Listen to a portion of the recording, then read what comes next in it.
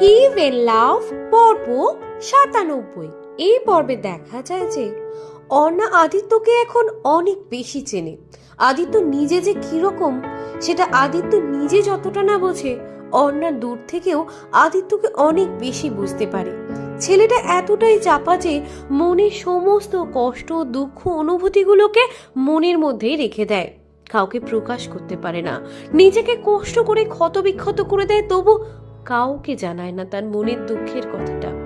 আর সেই জন্য আবারও যে আস্তে আস্তে আদিত্য নিজেকে সরিয়ে নেবে, গুটিয়ে নেবে, এটাই তো স্বাভাবিক।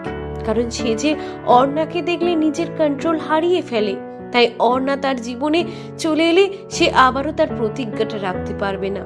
সেজন্য তার মনের ইচ্ছা থাকলেও সেই মনের ইচ্ছাকে মেরে দেয় আদিত্য। অর্ণা এখন আদিত্যকে এভাবে মনে করেই বেশ ভালো আছে, কারণ সে তো এই জগতেই নিজেকে মানিয়ে নিয়েছে। তবু যদি আদিত্য একটু যোগাযোগ রাখতো, একটু কথা বলতো, তাহলে ভালো হতো। তবু অর্ণা আশা ছাড়ে না, মাঝে মাঝে টুকটাক গুড মর্নিং, কেমন আছো, হ্যালো, হাই ইত্যাদি মেসেজ লেখে, তবে রেগুলার নয়, খুব আলেকালে। মাঝে মধ্যে তাকে মেসেজ করে, জানে কোনো রিপ্লাই আসবে না, তবুও হয়তো আদিত্য দেখতে পারে, এটা ভেবে মেসেজগুলো করে রাখে।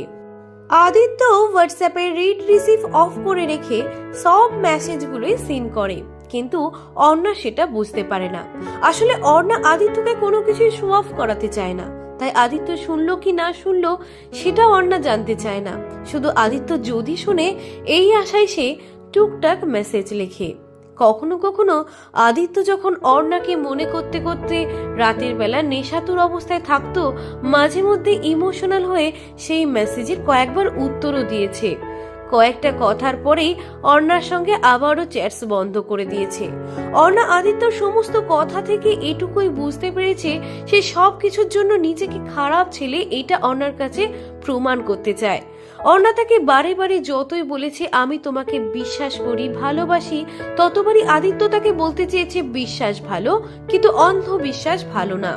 আমি কোনো ভালো ছেলে না, খারাপ ছেলেকে কোন মানুষই বা ভালোবাসে, এই সমস্ত বলে অর্ণাকে তার বিরুদ্ধে খারাপ কথা বলে খারাপ ছেলে বানাতে চেয়েছে। কিন্তু আদিত্য এটা জানে না যে অর্ণার চোখে আদিত্য সবসময়ই ভালো থাকবে। সে আদিত্য তার সঙ্গে বাজে ব্যবহার করুক কিংবা না করুক, অর্ণা যে তাকে মন থেকে ভালোবাসে।